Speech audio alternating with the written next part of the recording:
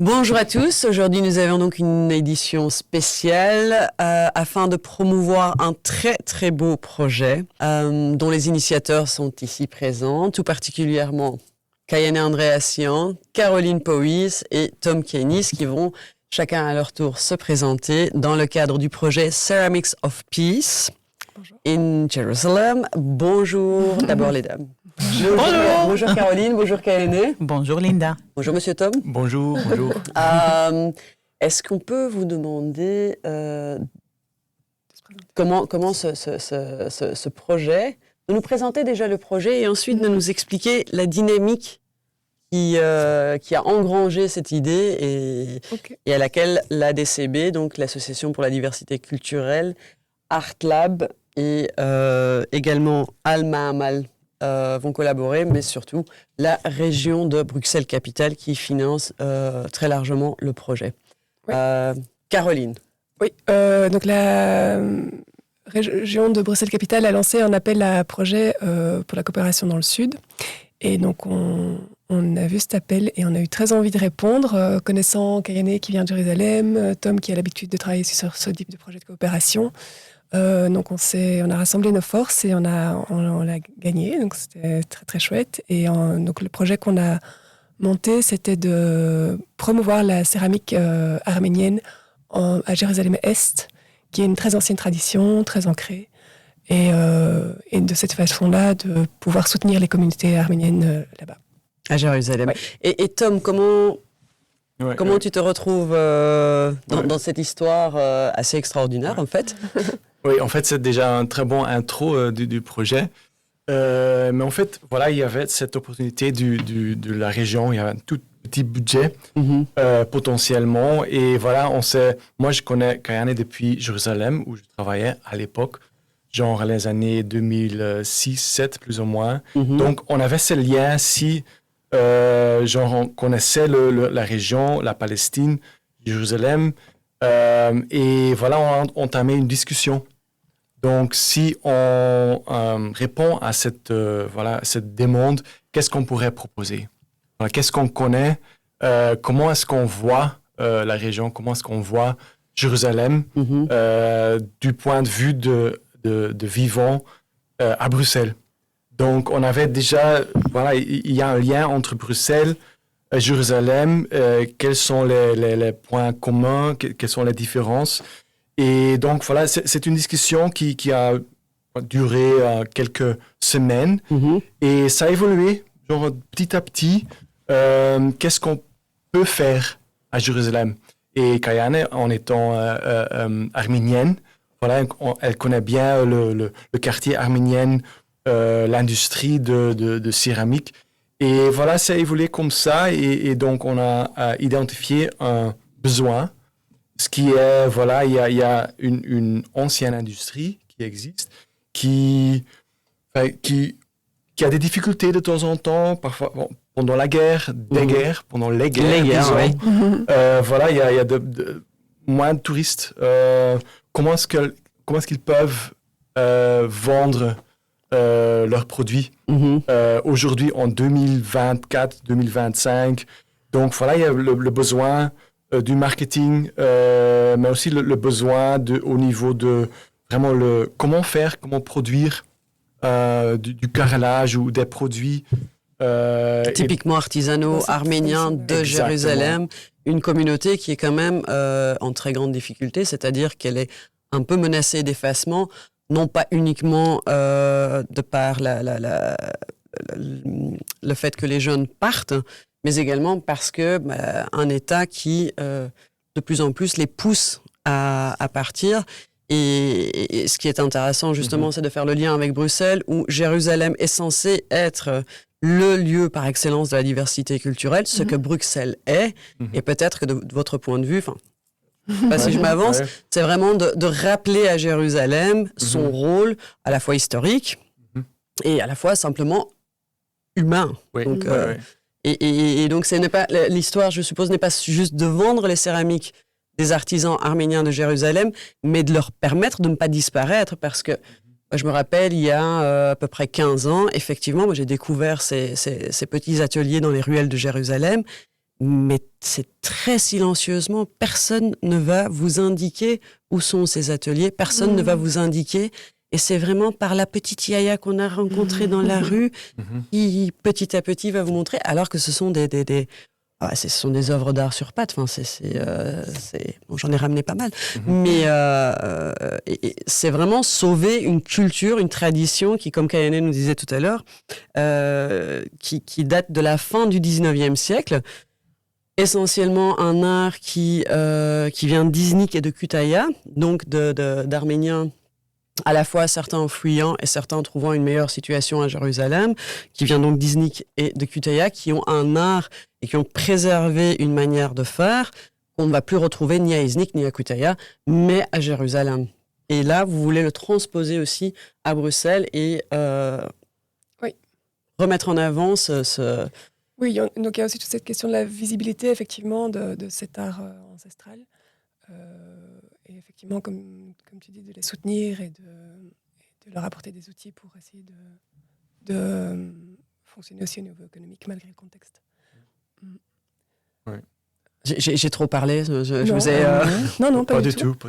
Pas du tout. Peut-être je voudrais juste rajouter aussi que au niveau, philosophique, que le fait que cette culture est sous pression à Jérusalem et en Israël, c'est emblématique pour toutes les cultures qui ne sont pas la culture dominante dans cette région, qui sont sous pression. Et quand on fait la comparaison avec Bruxelles, on voit ici, Bruxelles, une ville hyper diverse, la deuxième dans le monde, après Dubaï, apparemment. Dubaï, c'est nouveau. Ouais. Mais qui gère ça tout à fait différemment. Et donc, on voit un peu à l'arrière, genre, quelle est l'histoire de cette magnifique culture. Mais on regarde aussi un peu en avance, genre, quoi faire dans le futur. Quel est le modèle qu'on prévoit pour Jérusalem, pour la Terre Sainte. Mais quel est le modèle qu'on prévoit? Et c'est ça un peu la philosophie qui est le fondament de ce projet, en fait. De faire ce lien entre Bruxelles et Jérusalem. Et ce lien est fait essentiellement aussi via ArtLab, que peut-être Kayane peut nous présenter en anglais si elle veut, parce que ArtLab, justement, essaye de faire passer cette mixité, cette diversité via la culture et l'art, puisque c'est un centre à la fois de formation et de possibilités de développement artistique pour tous ceux qui le désirent et dans différentes formes d'art. Yes. So I'm going to do this in English because my French is not good enough to give an interview. Yes, maybe in 1 year I will do this in French with you. So yes, ArtLab, it started in 2014. It was an initiative between independent visual artists and other artists in Jerusalem. And we came together to form an organization and run projects in which we were empowering youth and voices in Jerusalem to advance artistically or in general anything that had to do with self-expression using artistic forms such as video making, photography, graphic design, writing, reading. We've done a lot of projects, a lot of diverse projects.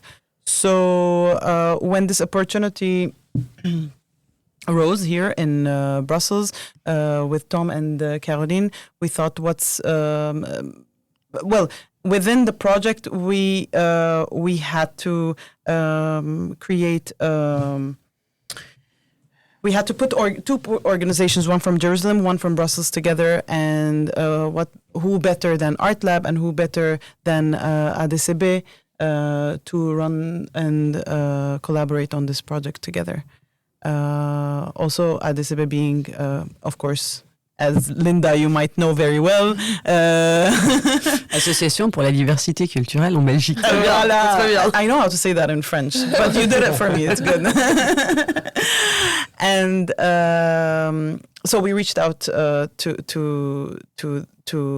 Adesibe, and of course they were receiving the project with open arms, and now we're here. Exactly. And a good dinner at Tom. And a good dinner at Tom. It's paid. Et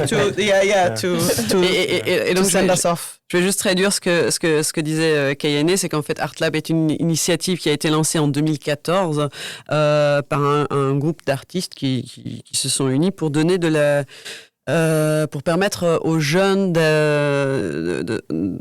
d'élever leur voix au niveau artistique, c'est-à-dire surtout la vidéo, la photo, le graphisme, l'écriture. En gros, c'est vraiment une plateforme de développement à la fois personnel et d'ouverture à l'autre. Exactement, Linda.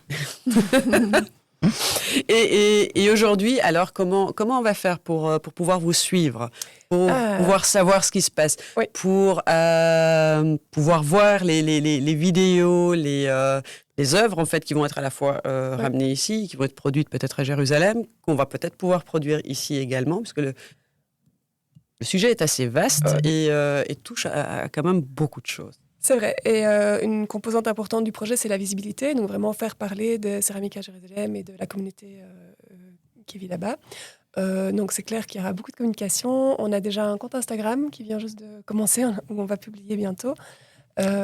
It's Ceramics of Peace, tout attaché, on Instagram right now. So at Ceramics. So yes, Right. it's One at word. Ceramics of Peace. We will be on TikTok and Instagram. Please follow us, and we will unravel the story as we Ouais. Et go qu'on through aura, the process. qu'on of aura this. le plaisir de continuer Ouais. de suivre également à la radio et certainement sur le site web aussi. Parce qu'on pourra mettre un lien dans le... On pourra tout sur le faire. site, voilà. Donc Ceramics of Peace sur Instagram et sur TikTok, effectivement. On fera des vidéos pendant... Donc en fait, ce qu'on va faire, c'est que la semaine prochaine, Kayane et moi, on va aller à Jérusalem. On va rencontrer les gens là-bas. On va commencer à faire quelques interviews pour rencontrer des céramistes qui travaillent là-bas depuis bien souvent des dizaines d'années, qui ont leur studio bien ancré à Jérusalem-Est. Et on va aussi faire des ateliers avec les jeunes et aussi des ateliers plus publics vraiment ouverts à toutes sortes de publics sur place, au centre d'art contemporain Al-Ma'amal, qui est en fait une ancienne industrie De carottes carrelage. céramiques. En fait. Ouais, pas de carottes céramiques, de carrelage. Et donc, voilà, il y aura 3 workshops et on va parler de tout ce qu'on va faire là-bas, des personnes qu'on va rencontrer là-bas, sur nos médias sociaux et je pense aussi sur Belgaï. Et donc, Alma Amal, on va quand même le redire, c'est un centre d'art contemporain conçu sur les bases de cette ancienne fabrique. There was always a collaboration between Art Lab and Al Ma'amal, and anyway, whoever is in the cultural sector in Jerusalem, we all know each other, we all support each other, and we bring each other up. So we're always collaborating. Ma'amal, c'est dans the Old City? Al Ma'amal is actually in the heart of the Old City. It's in the Christian Quarter. It's basically the premises itself. It used to be a tile factory, just like Caroline explained, and it's an actual how do you say it? A point in Jerusalem that people refer to. They come to a lot of their organized. C'est un lieu très important. Au niveau artistique. Yes, they also have. They also put together exhibitions of important Jerusalemite artists. Et donc, Kayane nous explique donc que Al Ma'amal se trouve, comme vous le savez, Jérusalem est divisé par quartiers religieux, dont le quartier chrétien, qui n'est pas le quartier arménien, c'est bien le quartier chrétien, le quartier arménien. Exactement. Si je me trompe pas. Mais donc, Al Ma'amal se trouve là et c'est vraiment de hauts lieux assez prestigieux en fait pour une série d'artistes, généralement jérusalemites en français. Je pense que c'est ça qu'on le dit, mais je suis pas sûre. Mais et donc, est-ce que vous avez est-ce que vous avez des appréhensions par rapport à ce projet, c'est-à-dire à la tenue de ce projet dans Jérusalem, vu que l'histoire actuelle, en tout cas, de ce qui se passe, surtout depuis ce qu'on appelle le Coast Garden, le jardin aux vaches, qui en fait n'est pas un très joli nom, mais a une histoire et une raison pour laquelle il s'appelle le jardin aux vaches, que certains illuminés essayent de récupérer et donc de dégager les gens qui vivent là. Donc, est-ce que dans ce contexte-là, d'agression assez fréquente, en fait, dans Jérusalem, du quartier arménien, est-ce que dans ce contexte-là, vous avez des... Kayener retourne régulièrement à Jérusalem. Pour moi, ce sera la première fois que j'y m'y rends. Comment dire, les gens vivent là. Enfin, c'est pas non plus une zone où il y a des...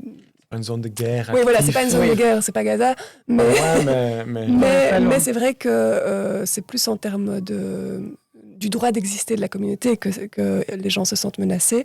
Et il y a beaucoup d'humiliations, d'insultes, la police qui est constamment présente quand il y a des manifestations religieuses, etc., qui sont très lourdes à vivre pour la communauté sur place. Je pense que je peux dire ça comme ça.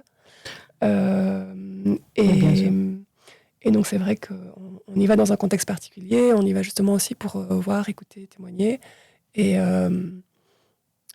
après des appréhensions, moi j'en ai pas plus que ça. Justement pour ça, je suis très heureuse d'y aller avec un projet. Oui, voilà, je suis très heureuse d'y aller avec un projet et qu'on puisse amener du lien avec Bruxelles.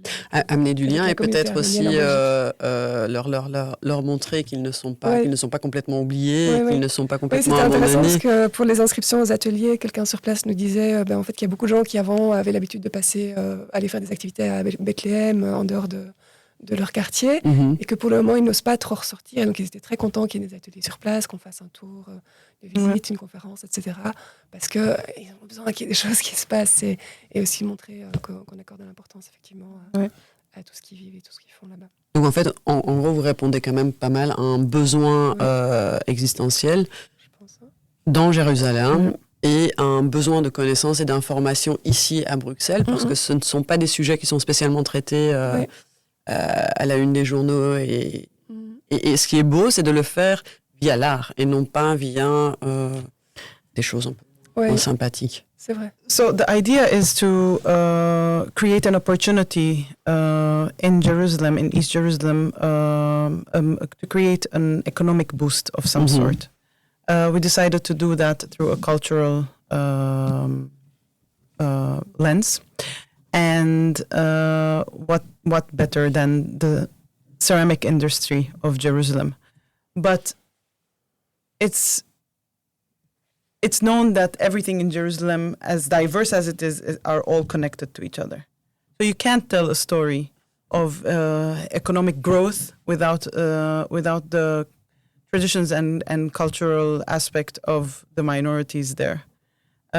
So whatever we do in this project, it's going to definitely also be an unraveling of a story of people who live in Jerusalem and how do they live their daily lives and what do they think about, what do they worry about. So yes, we will be talking about mainly the ceramics, the Armenian ceramics of Jerusalem, but we will tell the story of the quarter itself and all the challenges that it faces today, including the story of Cow's Garden. Goveru Bardez, as we say. Goveru Bardez.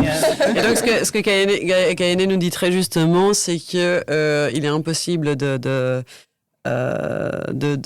différencier un pas vers un petit boost économique via l'art.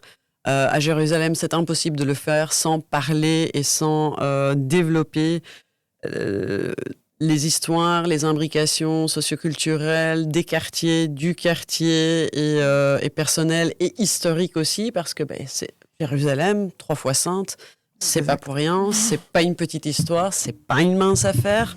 Donc, et aussi de pouvoir justement montrer, montrer, développer, parler, diffuser au maximum, peut-être même trouver des pistes quant au challenge en fait, des minorités culturelles et religieuses à Jérusalem, où malheureusement maintenant on parle de minorité alors qu'en fait Jérusalem est Jérusalem. C'est un point de départ en fait, hein, c'est un mix of peace, c'est un point de départ pour quelque chose de plus large aussi. Et c'est vrai en fait qu'en Belgique en général, c'est pas connu du tout le fait qu'il y a des Arméniens à Jérusalem. Et donc après ce qu'on avait gagné le projet, on nous avait dit que voilà, ils étaient très enthousiastes à la région qui a donné l'argent parce que voilà, c'était un projet pas comme les autres, pas avec les sujets comme les autres et ciblant un aspect qui est pas bien connu. Et donc, c'est ça aussi un peu l'objectif du projet. Et après, tout ce que Kayan et Caroline vont faire là-bas, après, genre en septembre, on va organiser une petite conférence ici où on va présenter le projet avec le muret, la fresque. Céramique. La fresque céramique. Qui promet d'être magnifique, sans même l'avoir vu ni imaginer. Je peux vous le dire, parce que par petits morceaux, c'est déjà magnifique. Ouais, alors... No pressure. No pressure. Zero pressure. Et donc, l'idée est à ce moment-là, on ne sait pas encore où on va mettre la fresque. On cherche encore, en fait, un endroit ici à Bruxelles. On cherche encore un endroit pour faire cette conférence. Mais l'objectif, c'est vraiment de faire un peu le buzz aussi avec les médias en Belgique et à Bruxelles pour de donner la visibilité à tout ce qu'on vient de dire et on va vraiment raconter cette histoire du début au présent et au futur. Et au potentiel futur. Potentiel futur. Moi, je suis toujours optimiste. Nostradamus a... Et peut-être c'est le dernier truc que je rajoute au niveau du niveau philosophique que je viens de redire, c'est que c'est une vision optimiste, en fait, qu'on avait. On sait qu'il y aura un lendemain, a day after, et voilà, cette vision veut vraiment donner forme à cette day after. Et donc, voilà, c'est pas un défaitisme, c'est pas genre... everything's going down the toilet, mais voilà, on laisse tomber, on laisse pas tomber. Ouais. Et on laisse pas tomber les gens là-bas. Et on espère aussi que Bruxelles reste comme elle est, un exemple pour des autres. Pour pas mal de pays quand même. Hein. Ouais. Mais ce qui est magnifique, en fait, c'est vraiment voilà ce que tu dis là, c'est on laisse pas tomber, on veut croire à tous les lendemains, et en fait de développer un lendemain qui passe par l'art, par ces fresques. Je ne sais pas si beaucoup d'auditeurs ont déjà vu les céramiques à Jérusalem. Je dis pas que ça vous emporte, etc. Hein, mais c'est tellement beau. C'est tellement unique parce que chaque pièce est vraiment unique puisque vous avez là des gens qui travaillent sur chaque morceau pendant des heures et c'est assez extraordinaire parce qu'à chaque fois qu'on les regarde, on le sent. Voilà, ça c'est ma pièce unique. Alors la fresque va être unique. Et donc, qu'est-ce qu'on peut laisser comme message pour le moment? C'est que vous cherchez toujours un lieu pour exposer la fresque. On cherche pour installer. L'idée, c'est vraiment de l'avoir dans l'espace public. Monument. Oui. Ah, monument. Oui. Je suis désolée. Je suis encore novice. Donc, on cherche un lieu. Donc, chers habitants de Bruxelles qui nous écoutez, si vous avez un mur de libre, un mur assez propre, s'il vous plaît, rénové récemment, un bon PEB, on en parlera plus tard.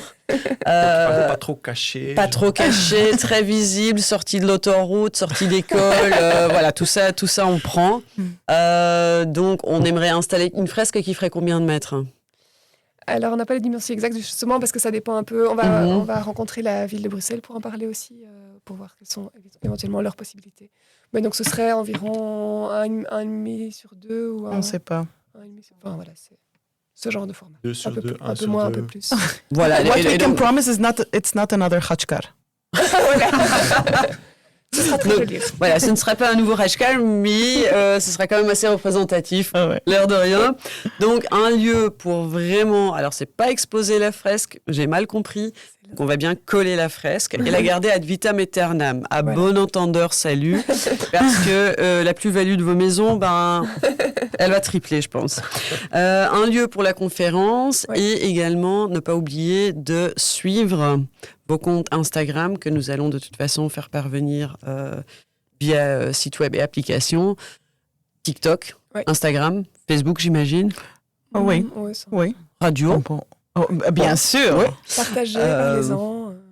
On va partager. Les gens, vous devez partager également. Qui veut nous donner le mot de la fin? On se tourne tous vers toi, Caroline. Oui, je vois. De l'avant-fin, si tu préfères. The last word? What should be the last word? C'est pas la fin, c'est un début. Voilà. Non, mais la fin de la... alors voilà, Tom va nous... Le mot de la fin, c'est que c'est pas la fin. Voilà. Oui, pour rajouter à ce qu'on cherche encore, c'est le fait que on a un tout petit budget de la région et on cherche encore à rajouter de l'argent pour cette année-ci, mais aussi pour l'année prochaine parce qu'il y a un nouvel appel d'offres et on va répondre à cet appel d'offres et on a l'idée de prendre le projet qu'on a maintenant et de l'étendre. On est encore en train de réfléchir là-dessus. Qu'est-ce qu'on va faire au-delà de l'industrie de la céramique. Oui. Et donc, voilà, l'année prochaine, le budget sera un peu diminué à partir de la région. Donc, on cherche encore des gens qui veulent soutenir ça pour cette année-ci et pour l'année prochaine aussi. Mais ça, on n'a pas encore gagné, mais on croise les doigts. Donc, de sympathiques amoureux de l'art, il y a beaucoup d'amoureux de l'art dans la communauté arménienne, on le sait. N'hésitez pas, on ne vous demande pas de vider vos poches, mais en tout cas de soutenir. Maintenant, ça peut être financièrement, comme ça peut être intellectuellement, comme ça peut être artistiquement. Donc, en partageant aussi. En partageant vos connaissances, parce que je pense que nous avons quand même pas mal de possibilités de retracer des histoires de Jérusalem via cette communauté et souvent on a des perles cachées. Donc si les perles cachées nous entendent, n'hésitez pas à communiquer, soit via la radio, soit directement via soit Caroline, soit Kayane, soit Monsieur Tom. Et donc en fait on refera une petite interview avec l'un d'entre vous pour suivre les développements du projet, pour suivre ce qui se passe avec ArtLab, pour suivre ce qui se passe avec Alma Amal, pour suivre les lieux qu'on aura peut-être trouvés pour la fresque, etc. Wait, I just we have to mention also the youth clubs in Jerusalem are also participating in this, and they will always bring a lot of value to any project that they join because it's the easiest way to reach the youth there. So both Hoyachmen and Homentmen youth clubs will be participating. And I just wanted to shout out to them as well. Et donc Kayane voulait surtout mettre en avant les groupes de jeunes comme Homentmen et Homentmen and Hoyachmen. Hoyachmen. Yes. Hoyachmen, qui sont des clubs de jeunesse à Jérusalem qui valent la peine d'être connus et grâce auxquels une grande partie des projets vont être suivis. Et personnellement, je peux vous dire que ces jeunes, ils en valent la peine parce que vous arrivez dans leur classe primaire et vous vous demandez d'où ils sortent. Ils sont déjà multilingues et parfaitement multilingues. C'est vrai. Et donc, ce sont des enfants magnifiques qui maintenant sont adultes. Écoutez, merci beaucoup. Alors, beaucoup de succès à Ceramic of Peace.